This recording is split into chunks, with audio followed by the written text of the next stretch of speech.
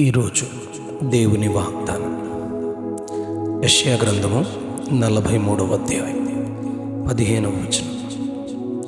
యెహోవా అనగు నేనే మీకు పరిశుద్ధ దేవుడను. యెహోవా అనగు నేనే మీకు పరిశుద్ధ దేవుడను. ఇశ్రాయేలు సృష్టికర్తనగు నేనే మీకు రాజు.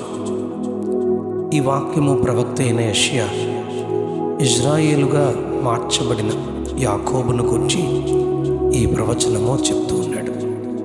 ఈ అధ్యాయంలో ఎన్నోసార్లు నేను నిన్ను సృజించిన వాడనని 43వ అధ్యాయం 1వ వచనంలో, 7వ వచనంలో నిన్ను సృజించినవాడు అని మరొకసారి, అలాగే నిన్ను రక్షించువాడను అని 12వ వచనంలో, విమోచించువాడనని 14వ వచనంలో, నడిపించువాడనని 17వ వచనంలో, అలాగే 25వ వచనంలో అతిక్రమములను తుడిచివేయువాడనని ప్రభు తన ప్రేమను తెలియజేస్తూ ఉన్నాడు.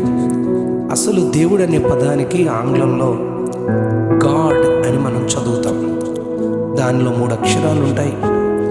జీ అనగా జనరేటర్ అంటే సృష్టించువాడు, ఓ అనగా ఆర్గనైజర్ అనగా పరిపాలించువాడు, డి అనగా డిస్ట్రాయర్ సృష్టించి పరిపాలించి లయపరచగలిగిన వాడే దేవుడు.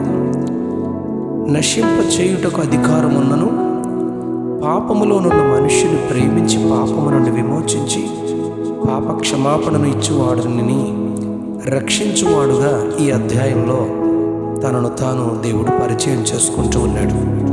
యెషయా గ్రంథం 6వ అధ్యాయం 1-4 వచనాలు మనం చూస్తే, సింహాసనాసీనుడకు ప్రభువు శరాపులతో నిత్యము గానము చేయబడుతూ పరిశుద్ధుడు పరిశుద్ధుడు పరిశుద్ధుడు అని పొగడబడుచున్నట్లుగా వ్రాయబడింది. యోహాను సువార్త 8వ అధ్యాయం 46వ వచనంలో, నా యందు పాపమున్నదని మీలో ఎవడు స్థాపించునని దేవుడు అడుగుతూ ఉన్నాడు. అలాగే పేతురు రాసిన మొదటి పత్రిక 1వ అధ్యాయం 14వ వచనంలో, నేను పరిశుద్ధుడను అని ప్రభువు తెలియచేస్తూ మీరును పరిశుద్ధులై ఉండుడి అని హెచ్చరిస్తూ ఉన్నాడు. ప్రకటన గ్రంథం 4వ అధ్యాయం 8వ వచనంలో, భూత వర్తమాన భవిష్యత్ కాలములలో ఉండే సర్వాధికారియు దేవుడు నాకు ప్రభువు పరిశుద్ధుడు పరిశుద్ధుడు పరిశుద్ధుడు అని మానక రాత్రింబగళ్ళు చెప్పుచూ ఉంటున్నట్లుగా చెప్పబడుతూ ఉంటున్నట్లుగా వ్రాయబడింది.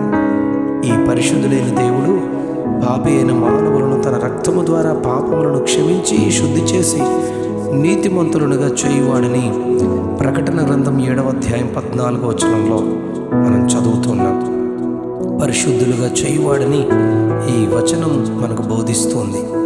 యెషయా గ్రంథం 1వ అధ్యాయం 18వ వచనంలో, మీ పాపములు రక్తము వలె ఎర్రనివైనను అవి హిమము వలె తెల్లబడును, కెంపు వలె ఎర్రనివైనను అవి గొర్రెబొచ్చు వలె తెల్లని వగును అని ఆహ్వానిస్తూ ఉన్నాడు. యోహాను మొదటి పత్రిక 9వ వచనంలో, 1వ అధ్యాయం 9వ వచనంలో, మన పాపములను మనం ఒప్పుకొని నీడల ఆయన నమ్మదగినవాడు నీతిమంతుడు గనుక ఆయన మన పాపములను క్షమించి సమస్త దుర్నీతి నుండి మనలను పవిత్రులనుగా చేయునని యోహాను మనలను ఆహ్వానిస్తూ ఉన్నాడు. కనుక యెహోవా అనగు నేనే మీకు పరిశుద్ధుడనని పిలుచుచున్న ఆయన వాక్యము చొప్పున మాట చొప్పున మనము పరిశుద్ధులుగా చేయబడడానికి ఆయన క్షమాపణ కోరుకుందాం. ఆయనను పరిశుద్ధుడిని గుర్తిందాం. ఆయన పరిశుద్ధతను ఆహ్వానించుకుందాం.